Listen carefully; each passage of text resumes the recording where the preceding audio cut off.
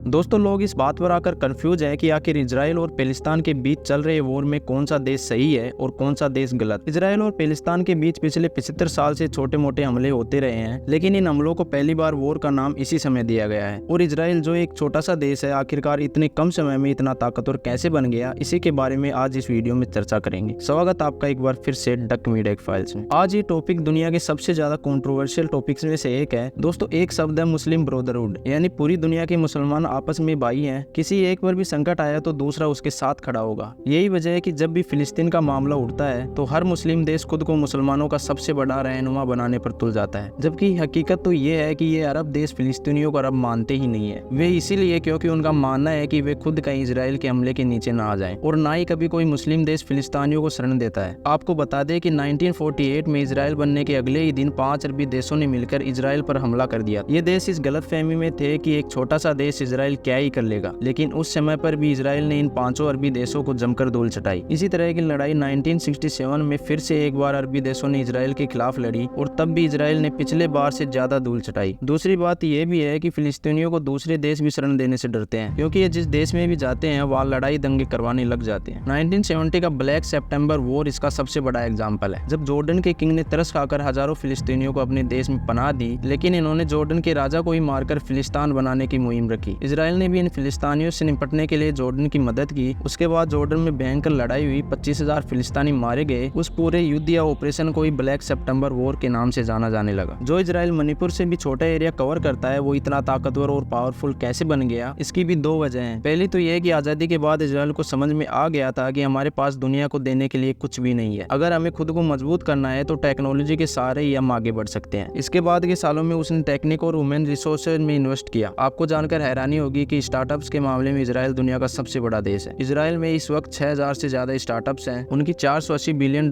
की अर्थव्यवस्था है। दुनिया की सेनाओं में मौजूद आधे से ज्यादा ड्रोन इजराइल के बनाए हुए हैं। हथियार एक्सपोर्ट करने के मामले में टॉप 10 में है। हांगकांग और साउथ कोरिया के बाद उसकी अर्थव्यवस्था सबसे स्थिर मानी जाती है। उसके बाद दुनिया की सबसे एडवांस आर्मी भी इन्हीं के पास है। आयरन डोम जैसी टेक्नोलॉजी है। 80 से 90 परमाणु बम है। लेकिन इन्हीं के अलावा इजराइल को एक चीज बहुत ज्यादा ताकतवर बनाती है, और वो है दुनिया में फैले यहूदी। 2 देशों के बीच दोस्ती तो समझ में आती है, पर इजराइल और अमेरिका के बीच ऐसा कौन सा संबंध है जो छोटी सी संकट की घड़ी में भी इतना साथ देता है। इसकी वजह है अमेरिका भर में फैले हुए ताकतवर यहूदी, जो बड़े बड़े बिजनेसमैन हैं, अरबपति हैं, नेता हैं। अमेरिका में यहूदियों की बड़ी आबादी है। लगभग पूरे अमेरिका में उनके काम धंधों में, बड़ी बड़ी कंपनियों में, राजनीति से लेकर प्रशासन तक, और ये यहूदी ही इजराइल की सबसे बड़ी ताकत है। जब 1948 में इजराइल बना तो दुनिया भर में रह रहे यहूदियों ने बड़ी मदद की। अब ये समझाने की जरूरत नहीं होगी कि इजराइल की सबसे बड़ी ताकत क्या है। और उसी दूसरी तरफ अय्याश और मुस्लिम ब्रदरहुड का डिंडोरा पीटने वाले अरब देश, जो हमास के आतंकियों को भड़काकर मुसलमानों के सच्चे हमदर्द होने का दिखावा करते हैं, मगर वक्त आने पर ना तो वो फिलिस्तीन का साथ देते हैं, ना ही उनमें इतनी ताकत है कि वे इजराइल और अमेरिका को चुनौती दे सके। और आखिरकार मरता वही मासूम इंसान है, जिसको ये पता ही नहीं है कि वो किसके षड्यंत्र का शिकार हो रहा है। और ना ही भारत में मजहब के नाम से चलने वालों को ये बात समझ में आती है। तो आपको इजराइल की ताकत और ब्रदरहुड की बातें समझ आ गई होंगी, तो वीडियो को लाइक और चैनल को सब्सक्राइब जरूर कर देना।